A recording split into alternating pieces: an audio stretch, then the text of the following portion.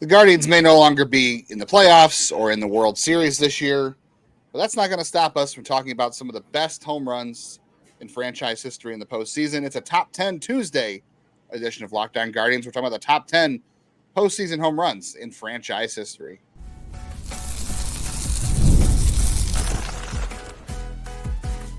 You are Locked On Guardians, your daily podcast on the Cleveland Guardians. Part of the Locked On Podcast Network, your team every day. Hello, everyone, and welcome to the show today. If this was 2023, I think it would be appropriate to say, what's a home run? But luckily, things turned around, and there was some better luck. 2022. No, 23 too, yeah. 23 was where they were historically awful. But what is a home run is checking out our sponsor, PrizePicks, to bring you today's episode. Download the app, use the code LOCKEDONMLB to win $50 instantly when you play your first $5 lineup. PrizePicks, run your game. So as we said, it is a Top 10 Tuesday edition of Locked On Guardians. This is kind of a new format we're trying out just to talk about some different things during the offseason, looking back at some fun moments in franchise history. We'll do a bunch of different things this offseason with Tuesdays. Feel free to send us suggestions for Top 10 Tuesdays. We'll see if we keep this thing going, if people like it, which ways we can do it. We're open to suggestions, and we're open to trying new things. And I am not.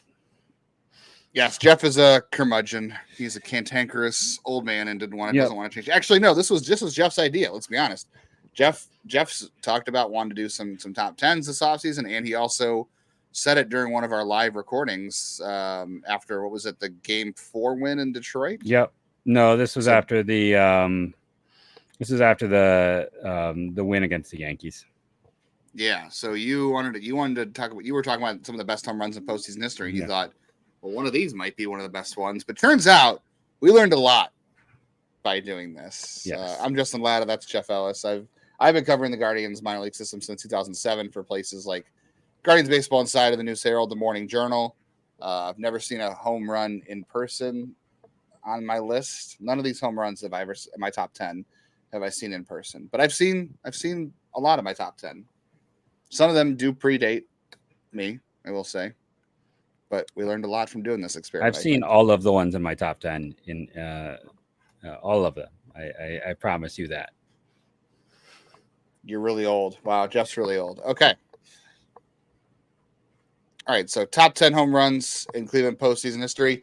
The thing I like about this is, and look, this is just our way of having fun. We're going to read some listener submissions at the end too, as well, so we can judge yours and you can judge ours.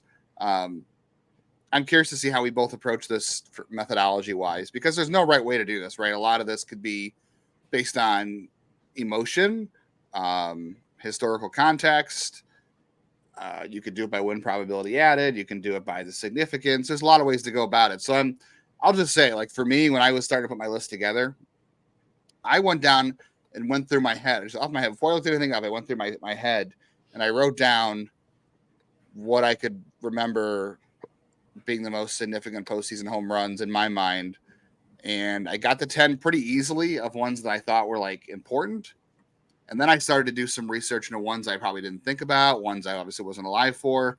And that obviously changed things for me too. But, you know, I tried to fit in win probability added, but I also wanted to go by historical significance. Did they win the series? Did they win the game? Who did they hit it off of? What was the timing? I tried to weight everything as much as I could in this one, including emotion. Because, I mean, like I said, there's no right or wrong way to do this. It's based on maybe how the home run made you feel at the time, and maybe there's some memories attached to it. I have one home run in my top. I have two home runs in my top 10 that have a lot of, I mean, they all have some sort of historical emotion to them, but I know I specifically have like 2 or 3 in here that I have strong memories of, and they're all mostly as a kid. Yeah, I had a hard time, honestly, like remembering home runs. Like, it's amazing how few actually left a huge impact on me. So I started to put together a list last night at the top of my head, and I got to 10 quicker than I expected, and then like a lot of those aren't even here now. So like my list is very different than the one I started with. Yeah, same here. Mine's definitely different too. There was a lot of things I missed. So let's quickly just throw some honorable mentions in here. Let's talk about the ones we didn't get on our top 10. I'll say highlights for me, the ones that might surprise some people. I do not have Francisco Lindor's Grand Slam in 2017 on my top 10. They were down 8-3, hit the Grand Slam. They were down 8-7 of the Grand Slam. They ultimately won that game, but they lost the series. And that was one of two hits that postseason for Francisco Lindor. They lost that series. So I kind of dinged it for that. Trying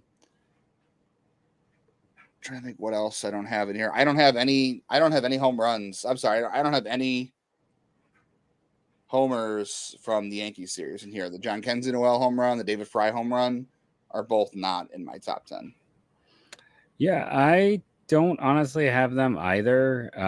They lost that series, and they made it to the ALCS. I don't know if any of my top 10 were teams that did not make a World Series. That might be a dead giveaway on some of these. But there's historical significance. There is, just big moments. There's things like that kind of stood out. And listen, this year was a lot of fun, but same time, it's at the end of the day, what big difference, if we're talking the 10 most important home runs in this franchise history, do Noel and Fry's home runs against the Yankees really matter? No. Give them one more game, but all in all, it just, don't get me wrong, that's one of the most fun I have ever had in a ball game. It's one of the most fun I've ever had after a ball game. But the overall impact is kind of relatively minimal. So, I hope people won't get mad about it, but it's I would be closer to picking Lane versus Tarek, honestly, or David Fry and the Tigers before anything in the Yankee series. But I just think context matters, right? Right now, high on the emotion of that postseason, those were all there when I put together my initial list, and now none are there because I then did put in the time, the research, and kind of be oh, I know.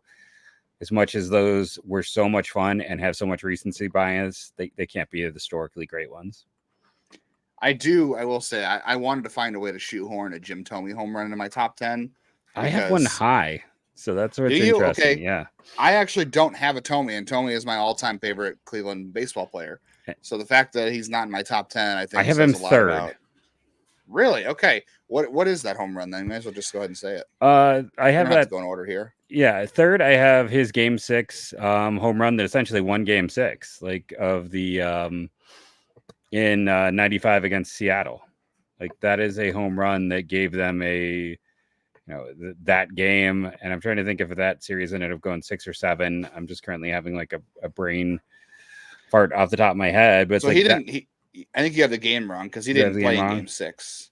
It's Game 5. You had a home run. They won 3-2. Yeah. Yes, that one. So it's Game 5. That was my first honorable mention. Yeah. No, that one makes it for me because they end up making the World Series that year, and that was the difference in that game. He wins that one. That team makes the World Series. That's the first World Series this organization had made since 1954. So for me, that's why I put that 3, because it's the impact of that is, and against that Seattle team, they lost the opener. There were some honorable mention home runs in Game 2, or else they could have been down 0-2. And then he puts it away in Game 3. That could have easily shifted either way to me. So I actually put that third on my list. Yeah, that's interesting. I did not. You would think I would have Thome in my top 10 because, like I said, he's my all-time favorite player in baseball history, and I don't have him in my top 10. That was the one omission for me. It was that and Francisco Lindor, and then were my top 2 cuts from my list. Coco Crisp had a big one in 2016 as well. That was a cut for me. That was my third cut. And then, we'll get to another 97 ALDS home run. But Matt Williams had a home run that I need to go. It might have been Game 2 or 3. I don't have everything open in front of me right now. I've got kind of the important ones, but I don't have that one. That was a home run that allowed them to win the game. It was a pretty significant home run. And then another one that, honorable mention, if you go back to 1920, Jim Bagby was the first pitcher to hit a home run in a game. And then I think also Kenny Lofton's 07 one, his last home run ever, as you pointed out to me and mentioned, and you mentioned as an honorable mention as well. Those are the ones that kind of that was my last. I had 3 different groups. I had 1, 2 of them, and some of them were nostalgic too. I had Jason Kipnis had a home run in 2016 against the Cubs in Chicago. They put him up 3-1. I wanted to put that in the top 10 because I put him up 3-1, but they didn't win the series, and that home run just blew the game open. It didn't really have a major significance. The one I would also put as an interesting omission too is Jay Bruce's home run. Everyone likes to remember Francisco Lindor's grand slam in 2017. That put him down by a run. They were down 5 runs. That put him down by a run. But they don't go to extra innings in that game without Jay Bruce hitting a home run in the 8th inning to tie it at 8-8. And he had a home run in game 1 of that series. They were up 2-0. And those should have been huge home runs in postseason history for Cleveland because they should have had more significance. It was great in the individual context of the game, obviously. And when you look at the full scope of things, they lost that series. So how much does that weigh it down? It took both those out of the top 10 for me, truthfully. And then also we should probably mention the game. I'm trying to remember which game it was. And I hope it's one they won. But when Roberto Perez had 2 home runs in the... That was a World Series game 1. I did have that in my third group of home runs. He had 2 home runs in the World Series game 1, and they just ultimately lost that series. So it just weighed a lot down. And those home runs were not like... Obviously, they're important home runs. All runs in the postseason are important, but those were not like leverage situations. No, and I remember it was... I'll go back when they're in the ALDS, and I'm trying to remember which game he had a home run, if it was game 1 in. But that was when he hit that home run, a lot. I was in person. I think it was game 1 potentially, where it's that's just where the whole stadium breathes.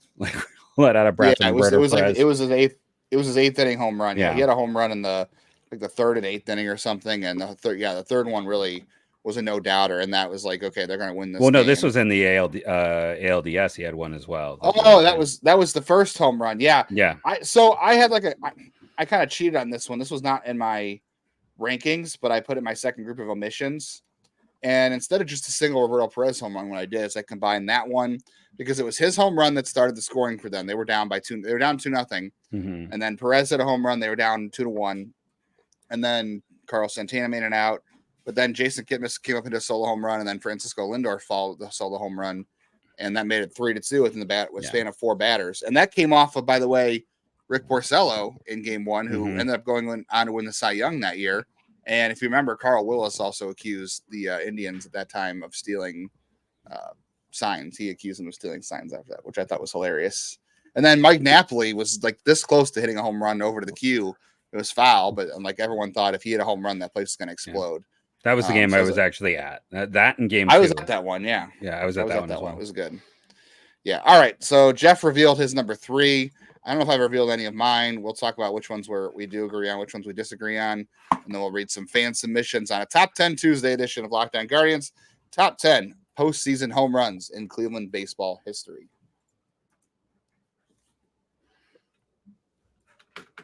If you are getting a hunch in the middle of a game, whether it's baseball, maybe the NFL, get ready to tackle all the NFL action with FanDuel, America's #1 sportsbook. Right now, new customers can get $5, bet $5, and get $150 in bonus bets if you win.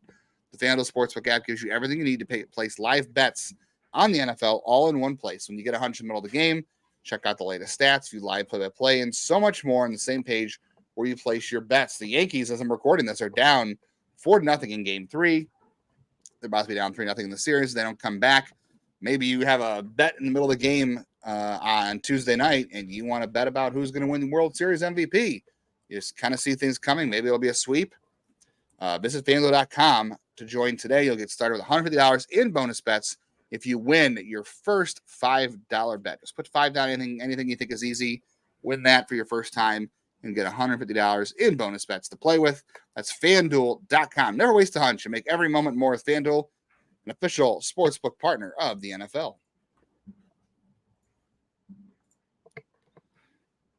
All right, Jeff, so you had number 3. You had a home run number 3 on your list. I didn't even have on my list, so we're already very different. My number 10 was Lane Thomas this year, and I did put that on there only as a late addition, only because they won that series, and it was off of Tarek Skubal. I know people get mad at the bad pronunciation. Tarek Skubal. And they won that game, and I didn't think they're going to win that game. So that was fascinating to me. Number 9, I had Albert Bell's home run in the 11th inning of Game 1 of the ALDS in '95. That tied the game at 3-3 in the 11th. And you point out to me that was off Rick Aguilera, the Red Sox closer at that time. I don't really recall much about Rick Aguilera and how dominant he was that year, but obviously they were down 4-3 in the 11th inning. If they didn't score, that game was going to be over. Obviously set up some later heroics, which we'll talk about. But that Albert Bell one, I did not quite remember. That was one I had to look up. Once I looked it up, I remember the situation more. Now, granted, I was only 6 years old that year. I'm going to be honest. I was only 6. I do remember the home run, the other home run we'll talk about, I'm sure, but the Bell one slipped my mind, so I looked it up later. Well, and Aguilera, just to give some background to people who don't know this, that was a big addition at the trade deadline for Boston. Frank Aguilera had been, he's a 300 save guy back when that was not as common. That Rick or Frank? Who? Rick okay. Aguilera. And previously, before they did that trade for him, he had been with the Twins. So he had, closed on the biggest stage. He had been a World Series closer. So Rick Aguilera, 300 saves. They're a big trade deadline piece for them to be that guy. They were up, and Albert Bell hits that home run. So for me, that Albert Bell home run I have as number 6 on my list because they hadn't won a postseason game since '48. Now, I have Pena's winner at 8. Even though that's the winner, it's Bell did it off the harder pitcher. Like he that's fair. The one to tie it against the harder pitcher. He comes up and does that. I'm trying to remember of course I closed. Nope, I don't have that tab open. But I got to go see outs and things like that. But Bell hits that home run off, a guy who's closed World Series, a guy who is their big addition, one of the most feared closers in the game. I mean, Rick Aguilera would go on to pitch through to the year 2000. His final year with the Cubs, he had 29 saves. So yeah, he was a big addition for Boston, and he goes out there and takes care of business. And to me, that home run in some ways is more impressive than Pena's home run. Yeah, it set it up. I mean, without that home run, obviously Tony Pena doesn't have a chance to do what he did. So, what are your 10 and 9 then? Because I have 8 after that. So I have 10 being Marquise Grissom's 3-run home run to win it off of Benitez, right? Who was Baltimore's closer. They won that game 5-4. So they were losing until that home run. That was a huge home run, and that was game 2 or 3. I'm blanking right now. And then I have game two. So that's my number 8. Yeah, and that's my 10. And then my 9 is that same year, but in the ALDS game 4, Sandy hitting the home run off of Mariano to set. I mean, you're doing it off against the best who ever closed. That's a big moment. That series could have easily gone, any number of ways. That was a tough ALDS for them to get through, and that home run. So for those keeping track at home, you now know 3 Tomey, 6 Bell in the 11th, 8 Pena, 9 Sandy off of Rivera, and 10 Grissom. So I Grissom at 8. I had Lane Thomas 10, Albert Bell, the one in 95 to set up the Pena home run. 9. I had the Marquise Grissom one. The Marquise Grissom one, yeah, for Benitez. The Grissom one stood out for me because I remember watching that game with my dad, and I remember both of us thinking that game was over. So I was obviously 8 that year, and it was really when I was starting to get locked in as a very emotional 8-year-old fan with my dad. So I think he might have fallen asleep, and I woke him up after he hit that home run. So, or maybe it was the other way around. Maybe I was falling asleep and he woke me up. So that was a special moment. I'll just say, I know we had some comments too. We'll get to these too, but some people wanted to remind us of couple of historical ones that were before our time, even before Jeff's time. Nope, I was there. You were there? Okay, number 8 there. on my number 7 on my list. I'm sorry, 10, 9, 8, 7 on my list is Joe Gordon from Game 6 of the World Series in 1948. That's 5th on my list. All right, so we're close. Yeah, we're close on that one. That tied the game at 1 in 48. Obviously, they went on to win that series in Game 6. No, that's the one that gave them the Joe Gordon was a 2-run home run. It gave them a 3-1 lead. The other team would come back to tie it. Without Gordon's home run, they lose Game 6, and then and that's the clincher. That's against Boston. Yeah, and Game 6 closes out the last World Series win. So Joe Gordon's home run is the biggest hit in their last game to win a World Series. And then we had people who reminded us about Elmer Smith, who want to make sure we didn't miss them. That was against Brooklyn in 1920. Yeah. That was my number, 10, 9, 8, 7. That was my number 6 on my list. And that was obviously the first World Series Grand Slam. That's 4 for me. So just because I'm given, so I've got 2 from that series, and it's 4 and 5 in that, because I mean, those won World Series. That's a big deal. Yeah. I will admit I'm probably not weighting it as heavily because it's before our time, and it matters. I'm probably not either weighting it enough, honestly. As I look at my list, I realize even though I have them 4 and 5, they should probably be like top 3, because those are 2 that directly 6. Yeah, those 2 directly led to one directly led to a win for the 1920, and the other though I do have another older one even higher than both of those. I do as well, and that for me was I have it number 4, Larry Doby home run. Yeah, it's number 2 for me. I have it number 4, and obviously that won them game 4. They went on to win that series 3-2. Yeah. That was off of Sane, so that was a 2-0, 3-0 lead for that team. Is that rotation? What was it? Spawn and Sane and Pray for Rain. Yep. And Sane. Yeah, they were up 2-0 at that point. Boston gets one more run, so that home run in the third, or I think the third inning, ends up being the game winner in game 4. They end up winning in 6. So that's why I have it too. Like it's a home run that ends up being the difference of the game, and it wins them game 4.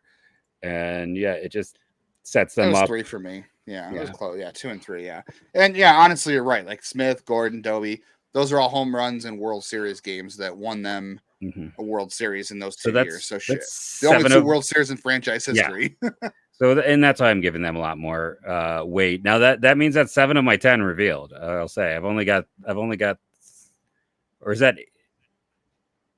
No, that's 8 out of 10. I've only got 2 left we have not talked about. Yeah, I've got. Well, you talked about the Sandy Alomar one. That's number 5 for me on this list. And honestly, I said my top 5 was really easy, and it was, even though I didn't, like I said, I probably didn't weight Smith and Gordon as much as I should have. But the top 5 for me felt really easy. I had Alomar 5. Off of Mariano Rivera. I had that higher than you just because they still went to the World Series that year. Yeah. It was the ALDS, and it wasn't a clincher game for me. It wasn't a clincher game. They won the game. They came back to win the game. It tied it up. But I think off of Mariano Rivera, and I think Sandy Alomar was also just having a magical season. Like, Alomar won Rookie of the Year, had some injuries, and then he was, the one good year he really had after that was 97. It was crazy. Won the All-Star Game MVP in Cleveland. Like, he was riding high that year. He was a great player that year. He was a good player overall, but it was obviously his career year. To do it off Rivera and then in the 8th inning the way he did it there. And 97 was not a great year for Cleveland in the regular season. Remember, they were pretty mediocre most of the year. It took them till late in the year. It took them till, what was it, Jim Thome, up and down. Until they all put their socks up for Jim Thome's birthday the one year or the 1 month. Mm-hmm. And they all started hitting finally, but it took them a while to get it going. And that home run, that they easily could have lost that. It was game 2. So like you said, it wasn't a serious clincher, but coming back off Rivera, they came back to win that game. That made a huge difference to me. All right. So I've got 3 home runs we haven't talked about yet. I know we both have 3 of these on our list. You already revealed one of them. So we'll get to those here in just a moment, and we will read some good fan submissions for top 10 Cleveland baseball homers in postseason history on Top 10 Tuesday of Locked On Guardians. But first, let's talk about our good friends over at PrizePicks. I talk about them all the time because they have been with us all season long. I'm going to go over there, see what their current deals are since we're recording on a Tuesday. That means it is Taco Tuesday over here, where typically there are some special deals, things going on. I'm seeing a lot of demons and goblins. For those who don't know, goblins are little green guys that look so happy. They're a little bit easier to win, have a lower payout. Demons, harder win, but you can get up to 100 times the payout. I'm looking at the NBA for tomorrow's games, all almost demons and goblins. If that sounds fun to you, if you want to check out more, head to PrizePicks today. Go to the website or download the app. Use the code LOCKEDONMLB to get $50 instantly when you play 5. Again, that's promo code LOCKEDONMLB to get $50 instantly when you play 5. PrizePicks, run your game.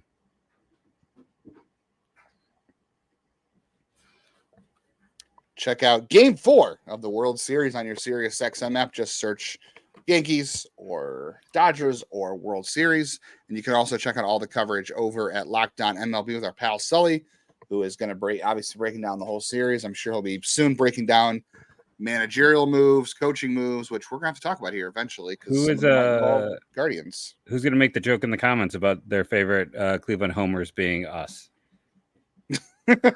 Yes, someone on Twitter did a grammatical correction, but we're the favorite homers, right? That's what my dad used to call me growing up, was Homer. I used to get that nickname from him a lot growing up, was Homer. All right, so we talked about the Sandy Alomar home run. You had that a little bit lower. I had that number 5.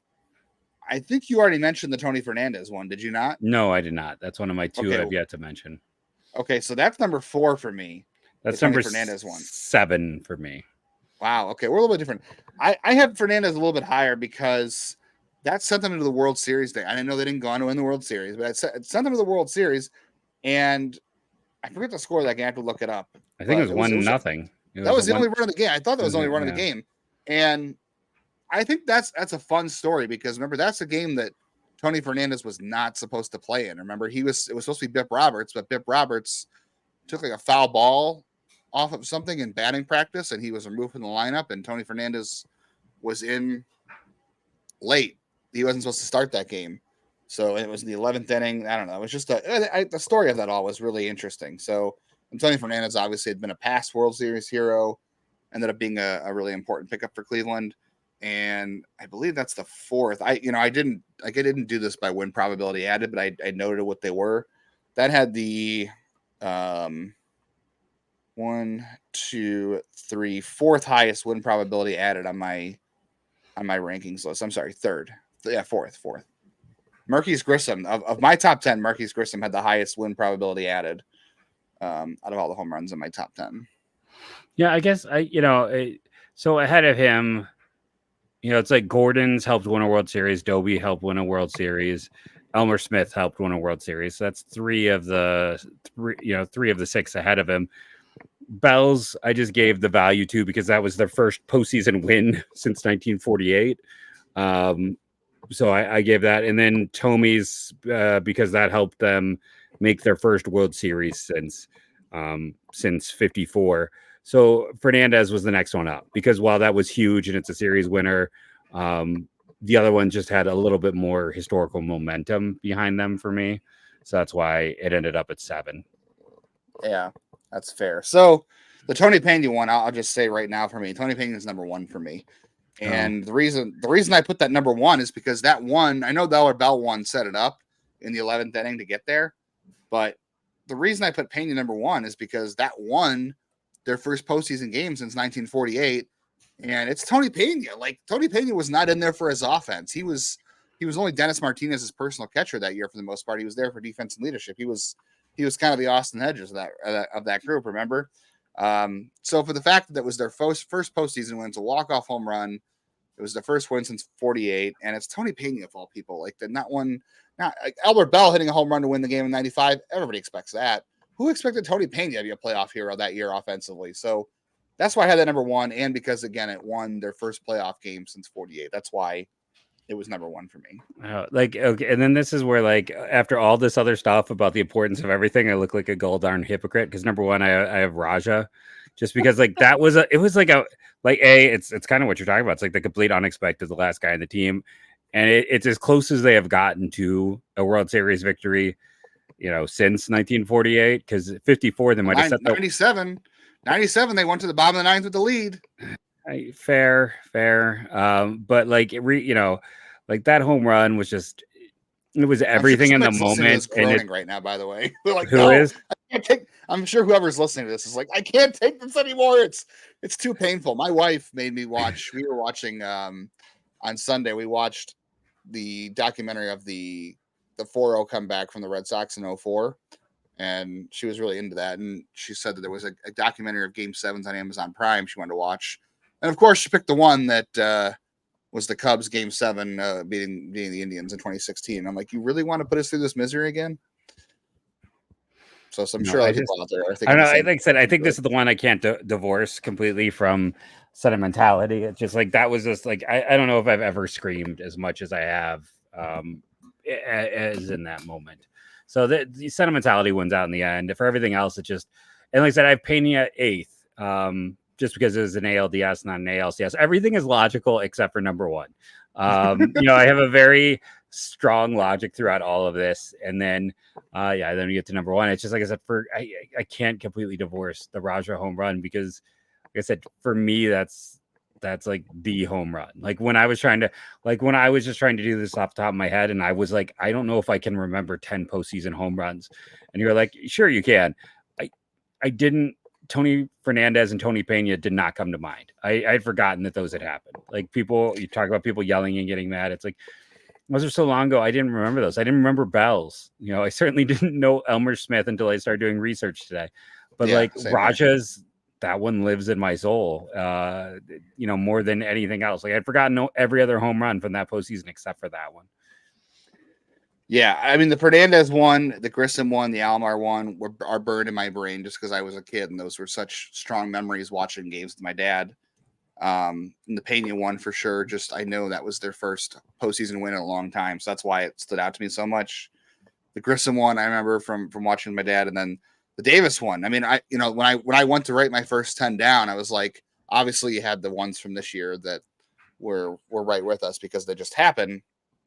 You remember the Lindor Grand Slam and whatever. But the Rajai Davis one was an easy one to remember, and I'm with you there. I think it's more of an emotional pull.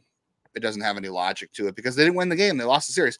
And in my top 10, that is the only home run I have in my top 10 rankings where they lost the game and they lost the series. I don't have all the rest of them are both series and game wins. That's the only one they lost the game and lost the series that I had ranked. I mean, it was off of Aroldis Chapman, who was, the best reliever in the postseason, not named Andrew Miller. Thank God Cleveland didn't trade for him. And yeah, Rajai Davis is not a guy you expected to do it.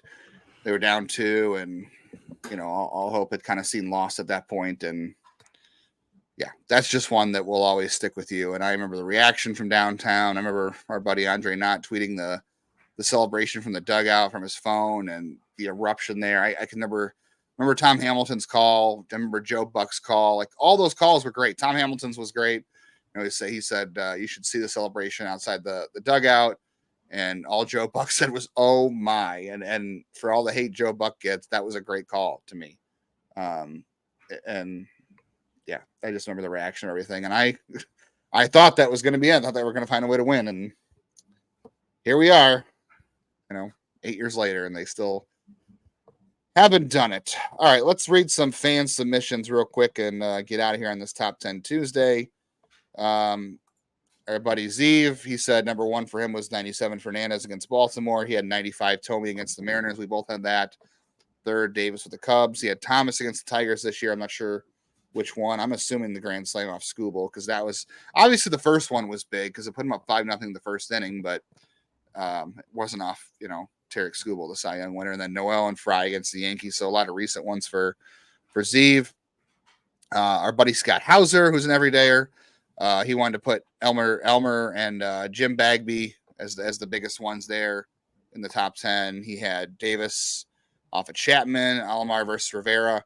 He put on there Oscar versus Kluber. That was, I wrote that one down initially as part of not in my top 10, but the first 10 I remembered.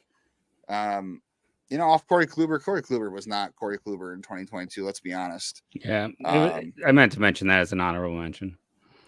Yeah, it was. I have it on my honorable mentions list, my 3rd grouping. I have, like I said, I have like over 30 home runs here just from the research, and that was pretty much down there. It was a good home run, but that it was a 2-game AL wildcard series, and they went on to get beat the next round. So he's got Fernandez and Tomey in his as well, and he said, "Who would have thought Pena?" Ultimately, Davis number 1. I don't disagree. Pena, I mean, you could put Davis number 1 even though they didn't win if it's, emotional pull. And recency bias plays into that as well. CLE 1123, 95 Pena and Bell, ALDS game 1. Jeff, like you said, those are big ones for you. 97 Alomar and Fernandez. 2007, yeah, Kenny Lofton, you mentioned that as an honorable mention because that was his only home run with the Indians in 2007, his comeback tour, and it was his last home run. Davis in 2016, Lindor 2017, 2022 Oscar, 2024 Lane, Fry, Noel, and Fry.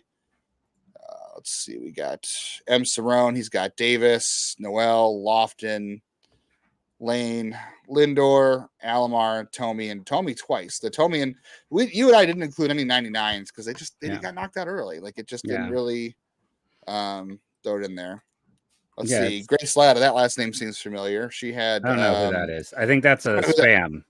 I think that's one that somehow got through our filter, but this one was all recency. At Rajai number 1, Lindor in 17. I think those are all games that she might have been at, except for the Game 5 Grand Slam.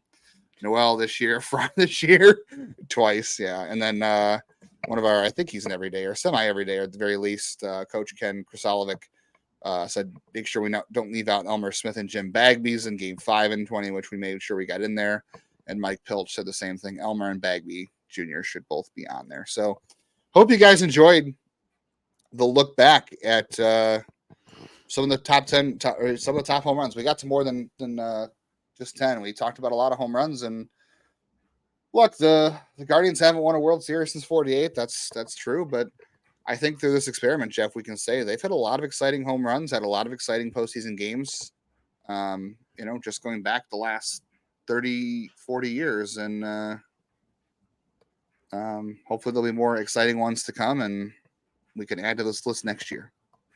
Was it the point where I'm like, hey, look back. We need to milk the algorithm and do like top 10 best, top 10 worst moments, or I won't make all the jokes I can make making fun of how YouTube works, but help us out, give us some ideas. I was thinking about draft picks. I was thinking about biggest prospect busts. I was thinking about and no, that's not led by Josh Naylor. I mean guys who weren't successful. Yeah, we're talking Adam Miller. Sorry, terrible joke. I will wear that one. But send those out. We're gonna have some fun with it. I love some originality, and that always my strong point. So I'll ask you all out there to help with a few ideas as well. But top 10 Tuesday. Tomorrow's What If Wednesday. We're gonna take some scenarios for What If Wednesday and talk about what if the Guardians had drafted this player. We're gonna tell us what you want us to do for What If Wednesday. Give us a scenario for what if this had happened. What if Grady Sizemore never gotten hurt? That's one thing I want to talk about. What if they don't trade Brian Giles? What if they don't trade Brian Giles? Yeah, certainly. We haven't really decided on what the what if is going to be, but tomorrow is going to be What If Wednesday. So give us your what ifs, and maybe we'll just read a bunch of different what ifs. Or we'll focus on one, and we'll probably sprinkle some news and some other stuff in there as well on Wednesday. Yeah, or I got another one, but I'll save that. But again, thank you all for joining us, rating, reviewing, downloading. It helps. We know it is the doldrums, but please join us every day. It's very helpful for us. It's just a show.